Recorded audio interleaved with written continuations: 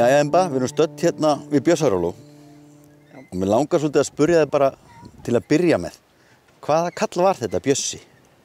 Bjössi Guðmunds.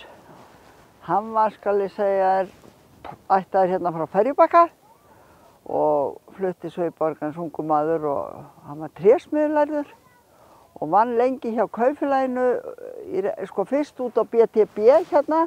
Þá var það með bifreiða og trésmiða borgarnes. Trésmiða og þeir smíðuðu innréttingar, eldhúsinnréttingar og allt mögulegt. Tók að sér svona og hann var þar í fjölda ára og hann var líka lengi slökkviliðsstjóri hérna og til fjölda ára og svo bara fór hann að sjá viðhald hjá kaupfélaginu á húsbyggingum kaupfélagsins. Og hann var með smá aðstöðu hérna niður í gamla kaupfélagi hérna niður í Englendingavíkinni og þar var hann með smíðadóti og svona. Og svo hann átti heima á Beyinu sem kallað þar á Sæunagötunni, á Berugötunni þar á horninu. Og svo fór hann að byggja sér þetta hús hérna við völlinn og svo bara var hann í þessu í frístundum sínum að byggja þetta hús. Þetta hefur ábyggilega verið svona í kringum 1950. Á ári trésins, nú ég ekki svo góð með ártöl, geti verið 80 eitthvað, 82, 83 eða eitthvað. Þá er þessum trjám plantað hér og það var víða gert, það var til þess að við endan á Þórðargötunni, þar kom mikið þarna sem var fjárhúsin hjá Boga og þeim frændum.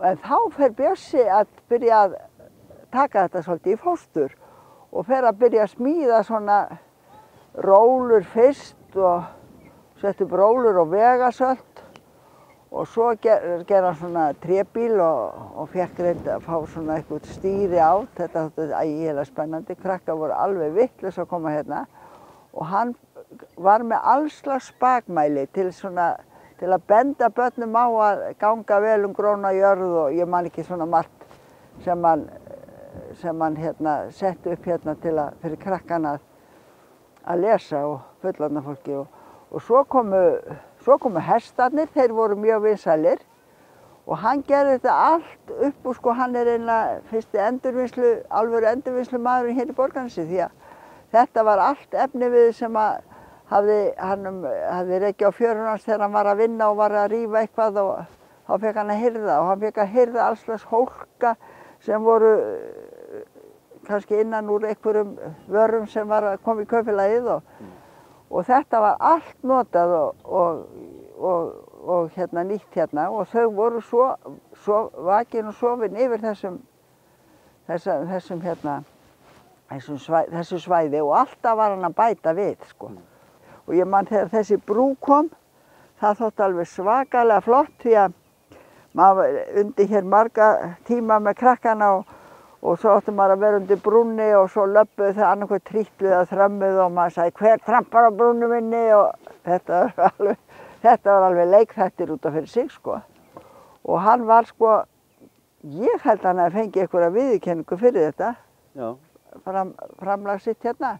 Ég man þegar Vigdís Finnbogadóttir kom hérna og rólaði í rólu hjá honum Þetta hefur verið svolítið merkilegu kall, þetta hefur verið 1000-tjalasmiður, hann hefur verið umhverfissinni, hann hefur verið heimspekingur, hann virðist að hafa verið svolítið margt í þessu manni. Þekktir þú manninn? Já, ég þekkti Bjössa svoleiðis og þau hjón, Gústu og hann var bara svona hugsuður, þetta er náttúrulega hugsuður að vera búin að hugsa út hvernig leiktækin eiga vera og hvernig þau nýtast, hvernig rólurnar hafa þetta örvísi, ekki bara eins og var niður á róló sem var niður við Sæunagötu.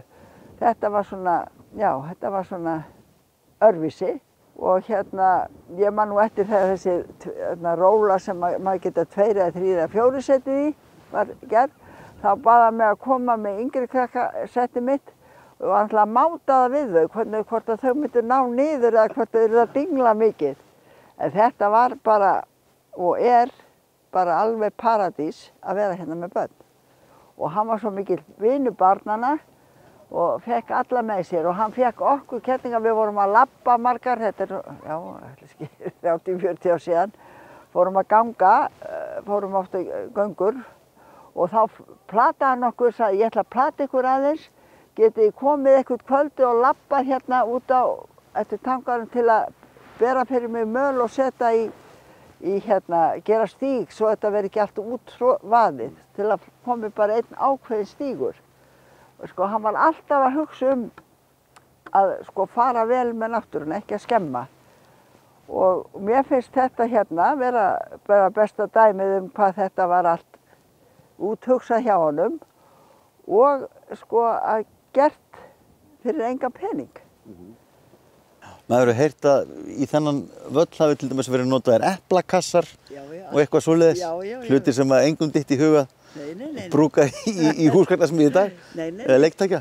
Og svo gömlu kexkassarnir, hann heyrti þá líka. Nú, kallinn fellur frá og hver er það Borgarbyggð þá sem að hefur umsjón með vellinum í dag? Ég held að það sé, það var á tímabili tók fótboltinn þetta að sér. En ég veit ekki hvort að það gekk nógu vel. Þetta náttúrulega, þá voru þessi stóru mót Búnaðarbankamótið og þá var þetta náttúrulega alveg, það var bara hérna var bara stappað. Það voru svo margir krakkar sko, það voru systkin að koma með og svona, þetta var. En þetta er nú líklega eitt af kennileitum Borgarness, þessi völlur, þessi leikvöllur. Já, það þekki allir þetta. Það þekki allir þetta og margir sem koma hérna og skoða og leika sér. Já. Og þetta er svona sameign. Já, okkar allra. Og við þurfum að huga vel að þessu. Já, við verðum að gera það.